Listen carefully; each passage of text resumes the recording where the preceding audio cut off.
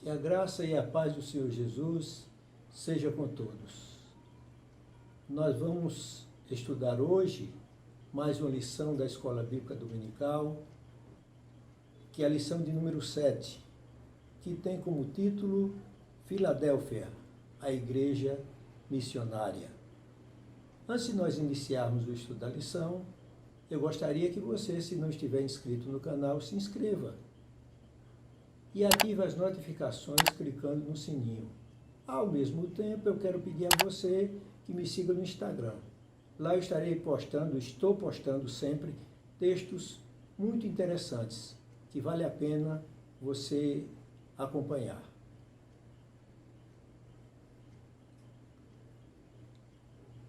O texto que vai basear a lição de hoje se encontra no livro do Apocalipse, capítulo 3, versículos de 7 a 13. Apocalipse 3, de 7 a 13. E assim diz o texto da palavra de Deus em Apocalipse 7, 3, de 7 a 13. Carta à Igreja de Filadélfia. Ao anjo da igreja em Filadélfia escreve: Estas coisas diz o santo, o verdadeiro, aquele que tem a chave de Davi, que abre e ninguém fechará, e que fecha e ninguém abrirá. Conheço as tuas obras, eis que tenho posto diante de ti uma porta aberta, a qual ninguém pode fechar, que tens pouca força, entretanto guardaste a minha palavra, e não negaste o meu nome. Eis farei que alguns dos que são da sinagoga de Satanás, desses que a si mesmos se declaram judeus e não são, mas mentem, eis que os farei vir e prostrar-se aos teus pés e conhecer que eu te amei. Porque guardaste a palavra da minha perseverança, também eu te guardarei da hora da provação que há de vir sobre o mundo inteiro, para experimentar os que habitam sobre a terra. Venho sem demora, conserva o que tens, para que ninguém tome a tua coroa. Ao vencedor, falo-ei coluna no santuário do meu Deus, e daí jamais sairá. Gravarei também sobre ele o nome do meu Deus, o nome da cidade do meu Deus, a nova Jerusalém que desce do céu, vinda da parte do meu Deus, e o meu novo nome. Quem tem ouvidos, ouça o que o Espírito diz às igrejas.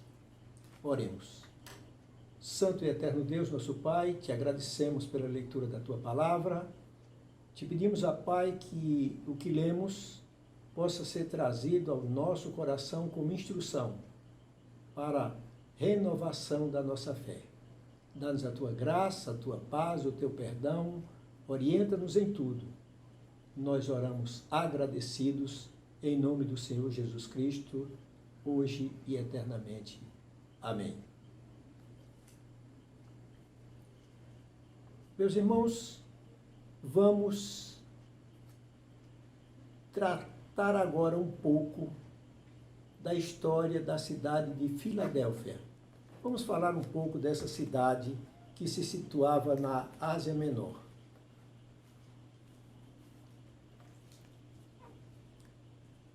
A cidade lídia de Filadélfia era uma cidade do reino da Lídia. Atualmente ela é chamada de Alacheir.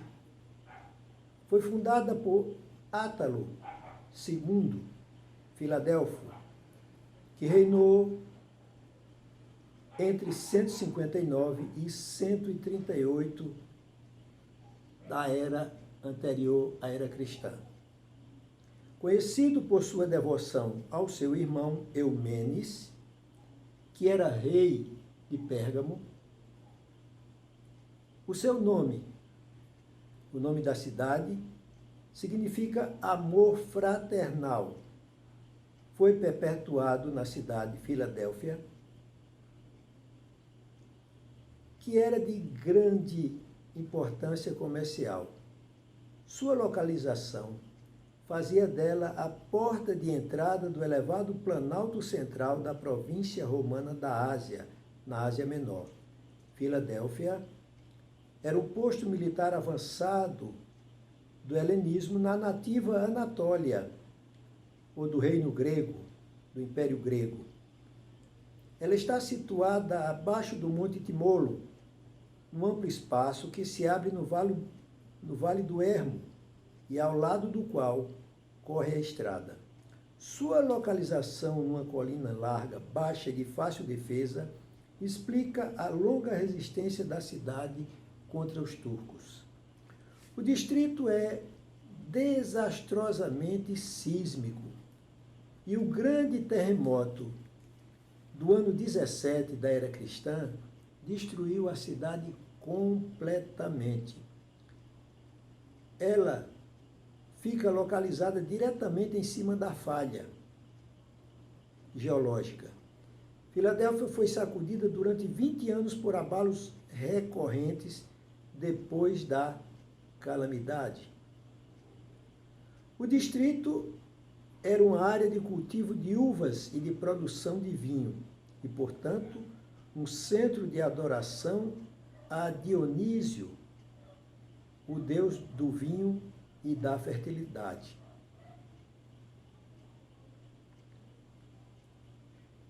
Os cristãos da igreja de Filadélfia assemelhavam-se aos cristãos judeus a quem João escreveu o seu evangelho. Provavelmente, muitos haviam sido expulsos de suas sinagogas. O testemunho cristão, apesar da invasão e da pressão muçulmanas, se manteve em Filadélfia desde a era medieval até os tempos atuais.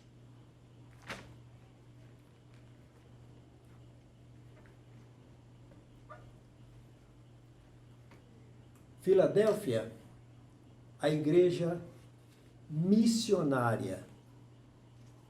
Nós já falamos um pouco sobre a cidade de Filadélfia. Nós vamos ver como Jesus se apresenta àquela igreja, a igreja de Filadélfia, a igreja cristã em Filadélfia.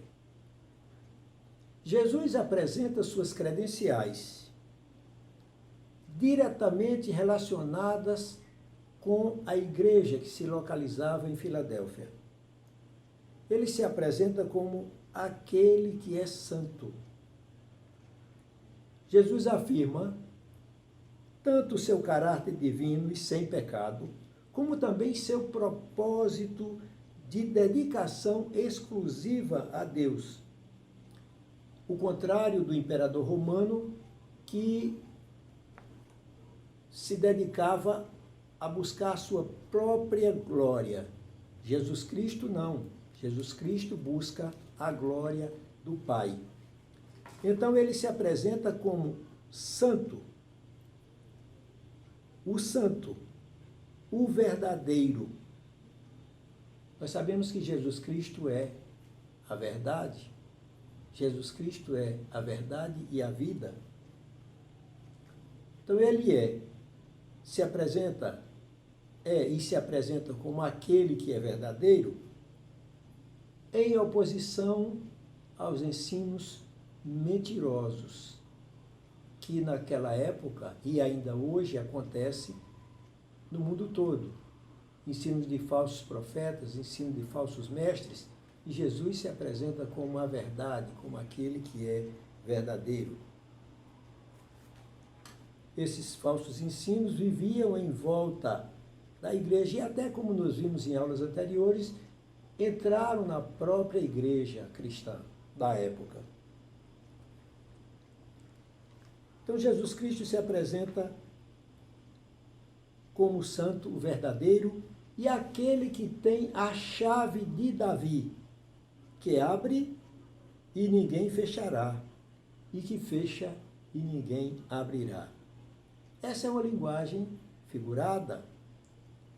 Normalmente, nós sabemos que existe um costume de quando uma autoridade chega em uma cidade ela recebe a chave da cidade, simbolizando que ela é a autoridade maior do que o líder, o chefe daquela cidade. Então, Jesus Cristo recebeu a chave de Davi, o reino messiânico, cujo protótipo, cujo modelo é Davi. Jesus Cristo é apresentado como filho de Davi e recebeu a chave do reino. Então, ele tinha autoridade sobre o reino. Tem essa autoridade, porque ele recebeu a chave de Davi. Essa chave é a chave do reino messiânico. E só ele, Jesus, tem a chave do reino de Deus. Só ele tem autoridade para dar acesso a qualquer pessoa. É o único que pode permitir, através do seu sacrifício, através do seu sangue derramado na cruz, o acesso dos homens ao reino de Deus, à presença do Pai. Então, Jesus Cristo, com essas credenciais, ele se coloca claramente contra a posição dos judeus em Filadélfia, que se julgavam donos da chave do reino, ou detentores da chave do reino, e perseguiam os cristãos, que eles entendiam que não deveriam ter acesso ao reino de Deus, porque o reino de Deus, no pensamento desses falsos judeus, só eles tinham acesso, só eles eram o povo escolhido. E Jesus diz mais, na sequência, que abre e ninguém fechará. Aquele que abre e que ninguém pode fechar o que ele abre. É o que fecha e ninguém pode abrir. Abre, ninguém fecha. E fecha e ninguém pode abrir.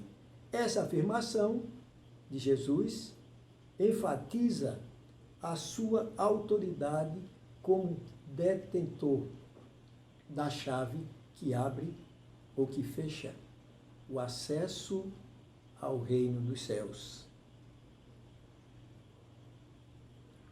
Ao mesmo tempo, introduz a ideia da porta, que será compartilhada na sequência com a igreja de Filadélfia.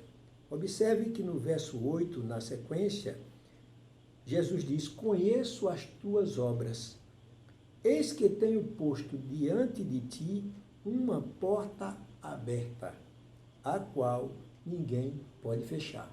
Por quê ninguém pode fechar? Simplesmente porque essa porta foi aberta por ele. Ele, como nós dissemos, tem a chave e foi ele que abriu a porta. Pôs diante da igreja de Filadélfia uma porta aberta que ninguém pode fechar. E ele continua dizendo que tens pouca força, entretanto guardaste a minha palavra e não negaste o meu nome. Observe, meus irmãos, quando Jesus falou que põe diante da igreja uma porta aberta que ninguém pode fechar, o que vem à nossa mente?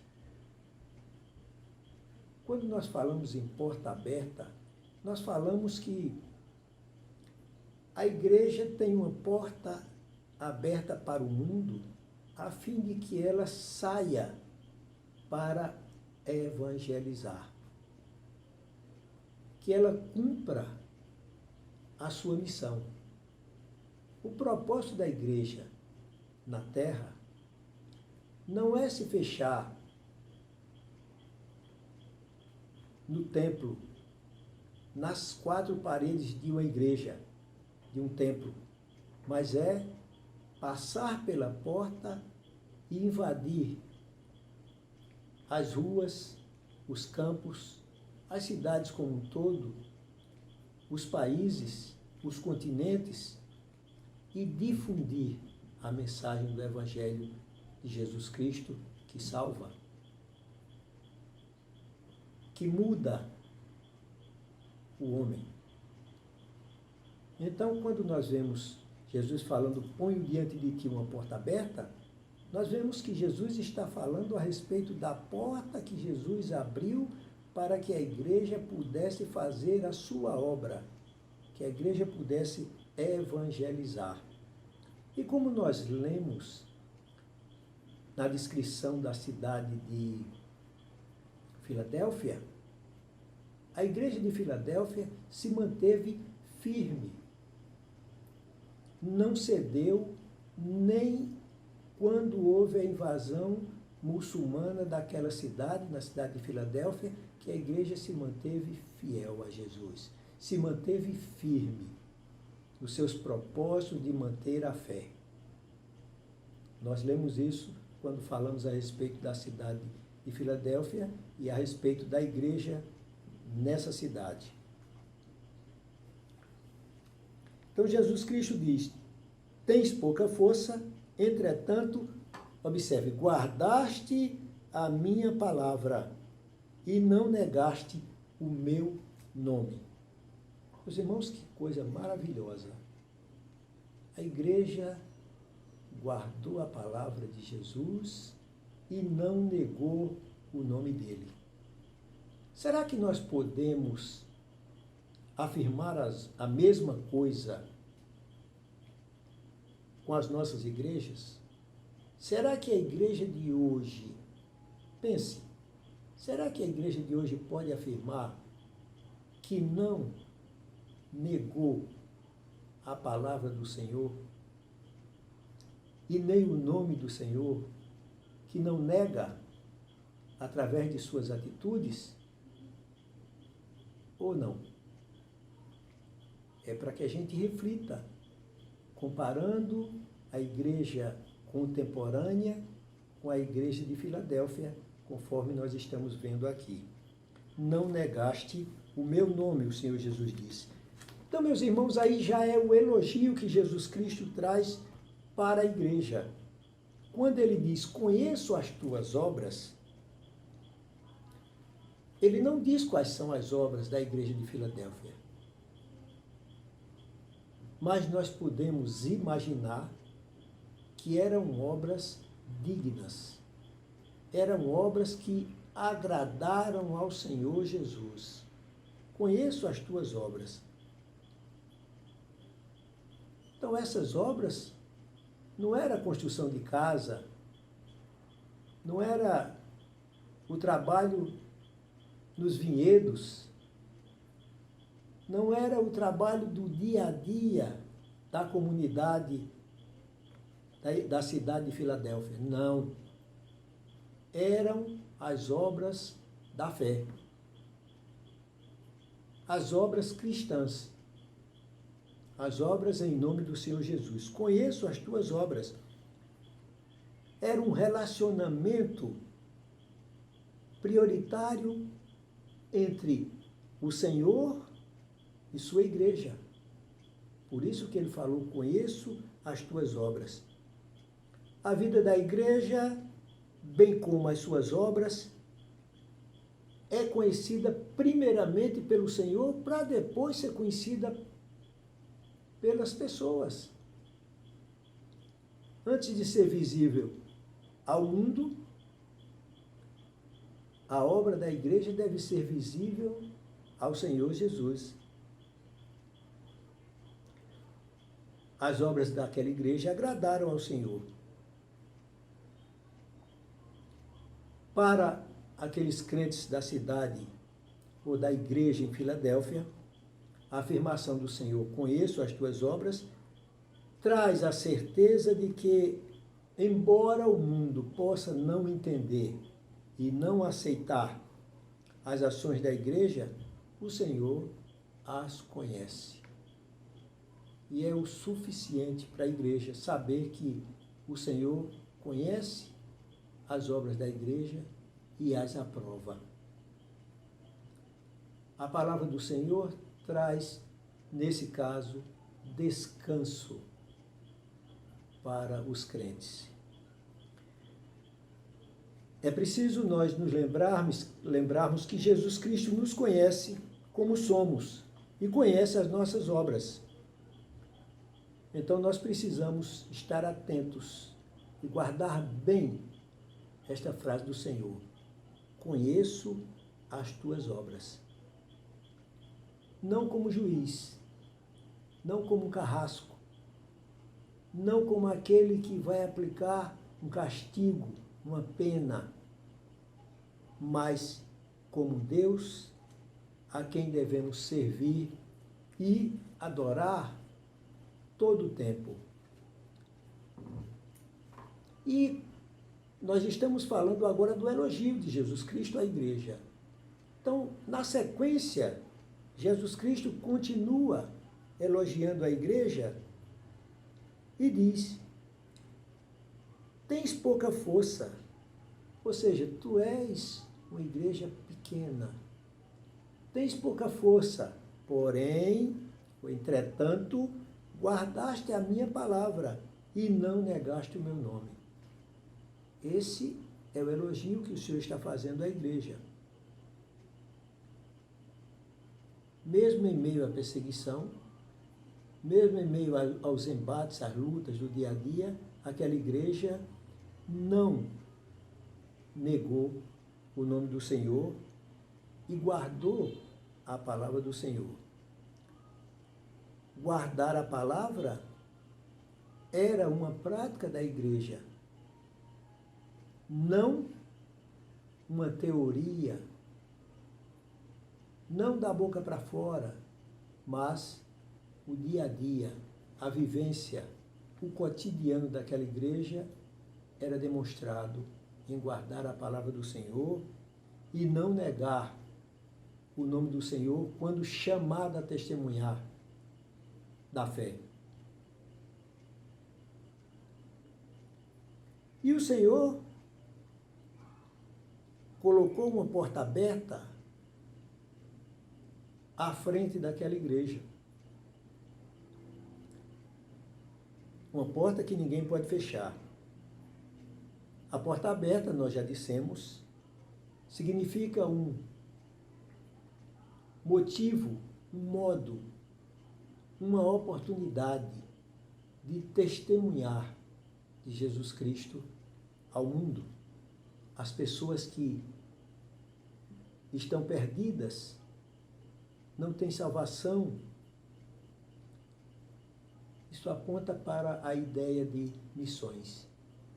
As missões da igreja contemporânea. A igreja de todo o tempo. A igreja em todo o tempo fez e faz e fará missões. Aquela igreja era uma igreja pequena, de pouca força, mas era uma igreja atuante, era uma igreja que foi elogiada pelo Senhor.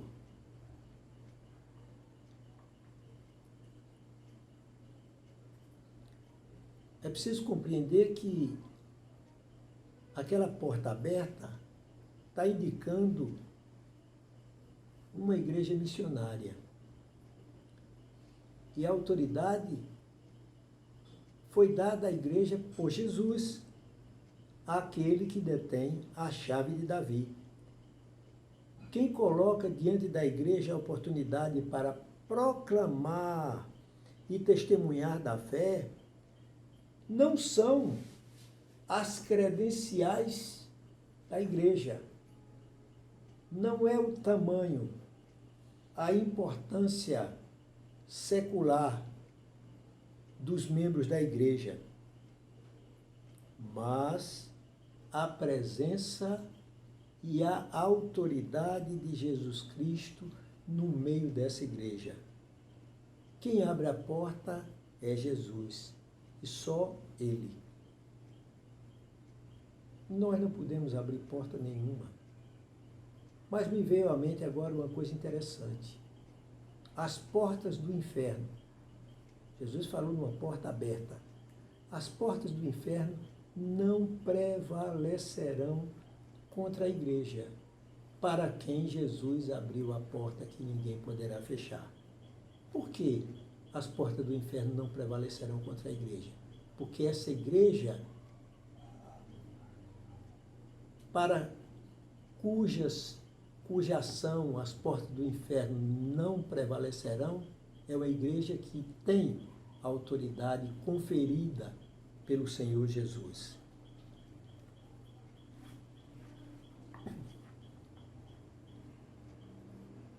Será que Jesus Cristo trouxe alguma repreensão para a igreja?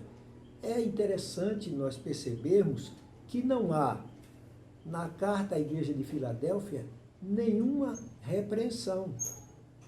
Nós sabemos que as outras igrejas, dentre as 7, o Senhor Jesus fez alguma exortação, trouxe alguma crítica, alguma repreensão. Mas a igreja de Filadélfia não teve nenhuma repreensão. A igreja de Filadélfia estava dentro do agrado do Senhor Jesus. Jesus não repreendeu a igreja. Quando ele disse, tens pouca força, isso não significa uma repreensão.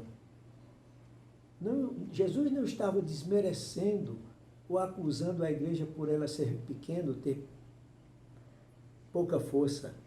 Não. Provavelmente Jesus estava se referindo a que a igreja possuía um número pequeno de crentes, mas eram crentes que faziam a diferença no mundo que eles viviam. A igreja não foi descredenciada por causa do seu tamanho, por causa da sua pequena força.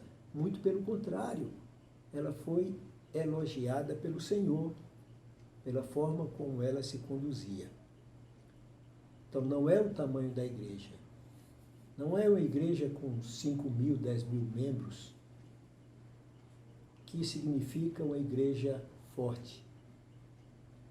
Mas é uma igreja que guarda a palavra do Senhor e o seu nome, que guarda o testemunho de Jesus Cristo. Essa é a igreja que Jesus Cristo se agrada. A exortação e a promessa do Senhor, por fim. Prestem atenção no que é que Jesus diz na sequência.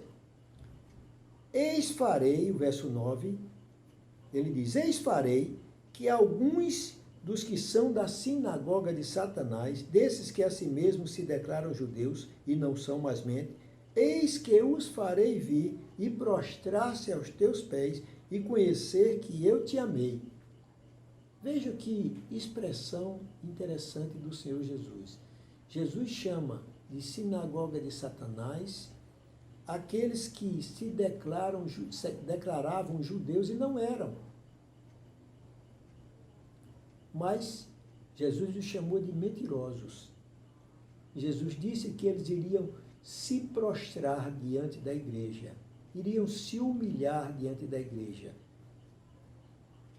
para conhecer que a igreja tinha autoridade dada por Jesus Cristo. No Oriente Antigo, no Oriente em geral, o ato de prostrar-se diante de alguém significa o ato de adorar aquele a quem a pessoa se prostra aos pés. Então, Jesus Cristo está dizendo que a igreja, por ter recebido a autoridade dada por ele, vai ser adorada como a noiva de Cristo. Ou seja, ela vai ser reconhecida e vai fazer com que os mentirosos se humilhem diante dela. Nós sabemos que a adoração é para Deus, mas é uma força de expressão. Jesus fazer com que os mentirosos, os falsos judeus, se prostrassem diante da igreja.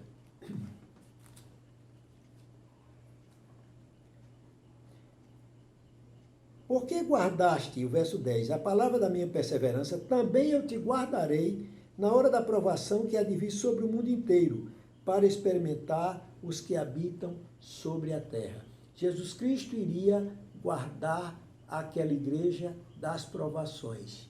Jesus não iria tirar a igreja do mundo, mas iria dar força à igreja para ela suportar a provação que viria sobre o mundo. A igreja de hoje também passa pela mesma provação. Mas o Senhor fortalece a sua igreja para enfrentar as dificuldades, para enfrentar as provações que o mundo oferece.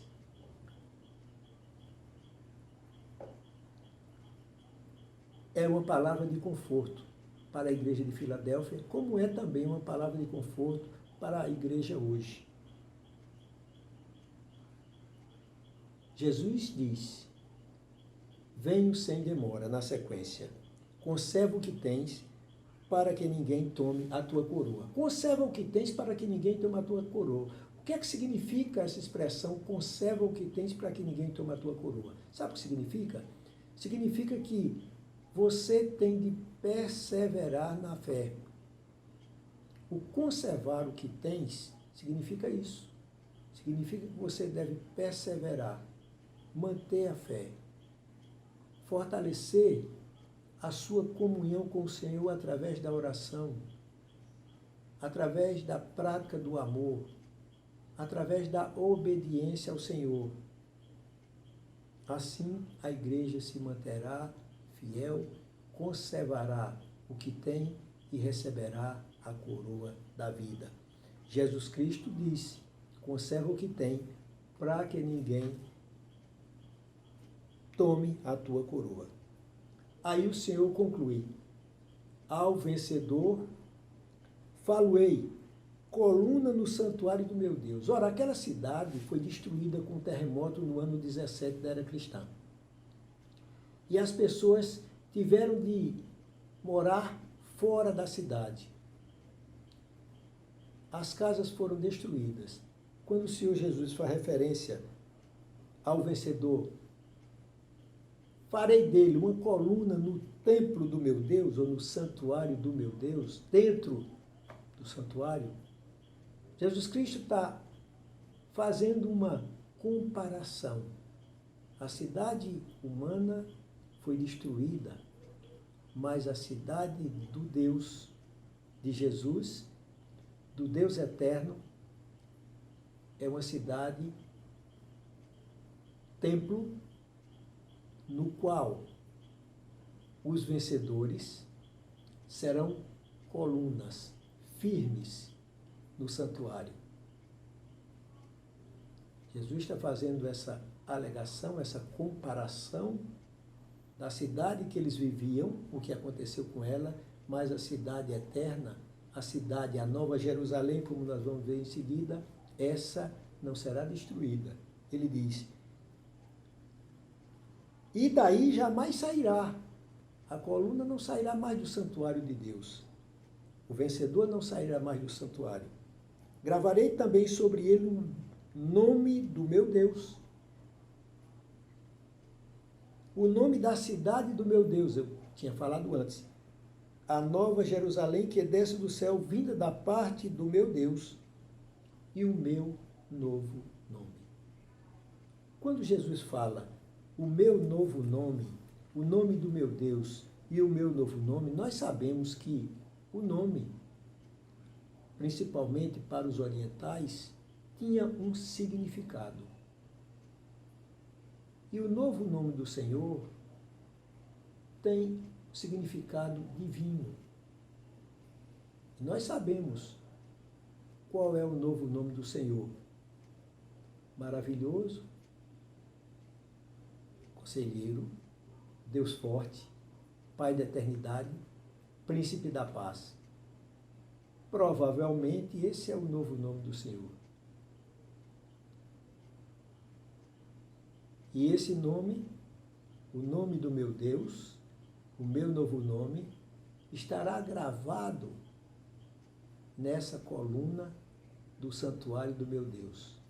Ou seja, você que é crente, você que é discípulo do Senhor, você que é seguidor de Jesus Cristo, será colocado ao vencer no dia final como coluna do santuário de Deus e terá em você o nome do Senhor Deus, o nome do Pai terá o nome da cidade do Senhor e terá em você o nome do Senhor Jesus Cristo. Você será propriedade, parte do reino eterno de Deus. Essa é a esperança que nós devemos ter. E Jesus conclui dizendo: quem tem ouvidos, ouça o que o Espírito diz às igrejas. Quem tem ouvidos, ouça. Nós temos ouvido, estamos ouvindo. Ao vencedor, o Senhor fará coluna no santuário de Deus. E nós receberemos um novo nome. Seremos coluna no reino dos céus. Mas, meus irmãos, é preciso que nós concluamos pensando. Nós temos sido cristãos iguais aos cristãos de Filadélfia? Ou o nosso testemunho não indica que nós guardamos a palavra do Senhor Jesus e o seu nome? Se nós não temos guardado a palavra e não temos guardado o nome do Senhor, devemos nos arrepender dos nossos pecados, da nossa desobediência e passarmos a agir assim. Guardar a palavra é cumpri-la, é vivê-la no dia a dia. Guardar o nome do Senhor é não negar quando nós somos questionados pelas nossas atitudes, se somos ou não verdadeiros cristãos. O Senhor nos abençoe, nos faça entender o sentido da aula de hoje e nos permita mudarmos de rumo se estivermos no rumo errado e seguirmos o rumo certo, que é o rumo da palavra, que é o rumo traçado pelo Senhor Jesus para as nossas vidas. Ele nos abençoe hoje e eternamente. Amém.